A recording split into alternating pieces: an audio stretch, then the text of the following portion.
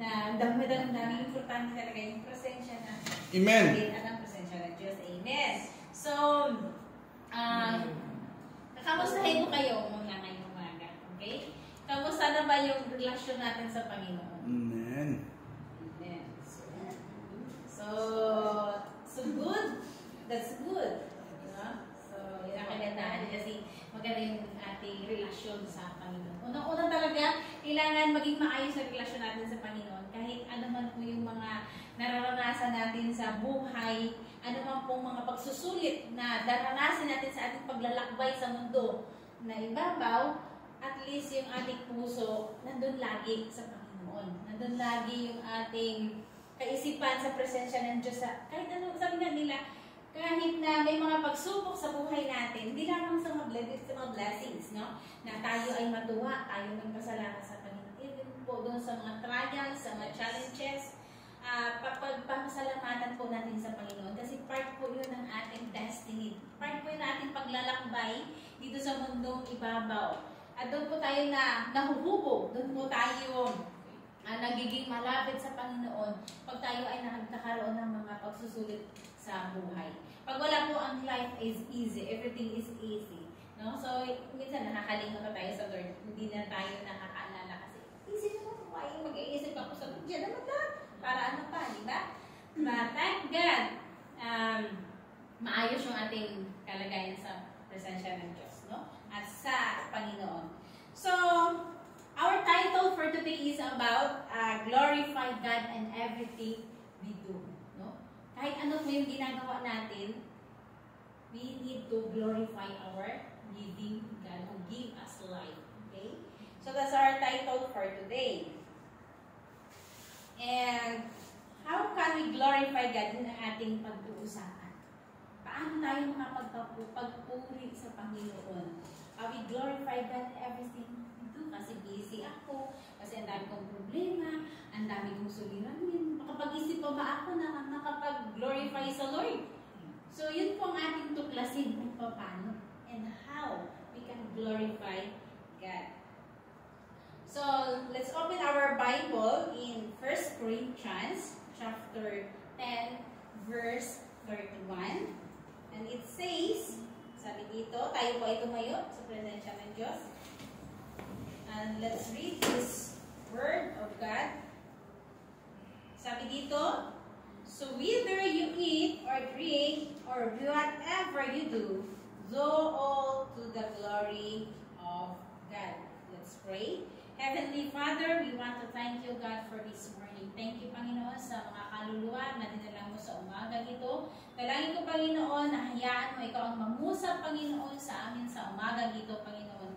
Ihanda mo, Panginoon, ang aming spiritual na pandinig, ang aming spiritual na puso, ang aming spiritual na pangunawa, na maintindihan ng Panginoon, ang iyong salita, Panginoon, at magrema ito, Panginoon, sa aming mga puso, at may sa buhay namin, Panginoon, sa aming pamumuhay araw-araw. Dalangin ko, Panginoon, sa umagang ito, Panginoon, ikaw ang ihayag, ikaw ang imaitaas, ikaw ang magliwanag, Panginoon, sa umagang ito. At hayaan, Panginoon, na ikaw, Lord God, ang mabigyan ng papuri para nga pagsamba sa umagang ito. Dalangin namin, Panginoon, na ikaw, Lord God, ang maging sentro, Panginoon, ng aming kaisipan, ng aming mga puso. At Lord, I rebuke, Panginoon, kano man, Lord God, yung kakaroon ng bothering sa mga kaisipan ng bawat isa. Ayan mo, Panginoon, na i-tune, Panginoon, ang kanilang puso ngayong umaga at pakinggan ang iyong salita sa umaga ito. Ito po ang isang magdalangin sa pangalan ni Jesus. Amen. Tayo po ay makaupo na po. So, ito po ang pag-aaralan natin ay tungkol sa ating relasyon sa Panginoon. Minsan po, nakakalimot po tayo, no? Totoo lang. Nagkakaroon po tayo ng business sa mundo. Minsan nagkakaroon na tayo ng focus doon sa mga problema o doon sa mga nararanasan natin sa buhay. Hindi na tayo nakakatingin doon sa ginagawa ng Panginoon sa buhay natin, no? So, minsan yung nakikita na lang natin yung mga negatibo. Yung positibo na ginawa ng Diyos, nakakalimutan na natin. Sa totoo lang. Kung isipin natin sa buhay, ano ba yung pinakamaganda na ginawa ng Diyos sa buhay? O ano ba yung naranasan natin na maganda sa buhay natin? Meron ba o wala? Kung bibilangin natin yung maganda at pangit, Ano bang mas marami? Maganda o pangit? Okay. So kung titignan natin, ipinanganak tayo, hubad tayo, wala tayong damit, wala tayong mga, o ano mga meron tayo sa ngayon. So nabibilang ba natin yung kabutihan ng Diyos sa buhay natin o hindi? Minsan hindi. Sa totoo lang. Minsan yung nakikita na lang natin, yung mga trials, yung mga mountains, yung mga challenges sa buhay natin. Yun na lang yung nakikita natin. Pero dapat hindi po ganun. Yung ating buhay po dito sa mundo ay pansamantala lamang. Andito po tayo sa tinatawag na pagsusulit. Dito po yung tinatawag natin na paglalakbay. Ano ba yung paglalakbay mo sa Panginoon until we meet Him in eternity? Ano ba? Nagtitingala ka pa rin ba sa Kanya? May panahon ka pa rin ba sa Kanya? O baka wala na rin. Puro ka na lang complain. Puro ka na lang reklamo. Puro ka na lang negatibo. No? So sa buhay po natin, dapat talaga magkaroon tayo ng personal relationship with God.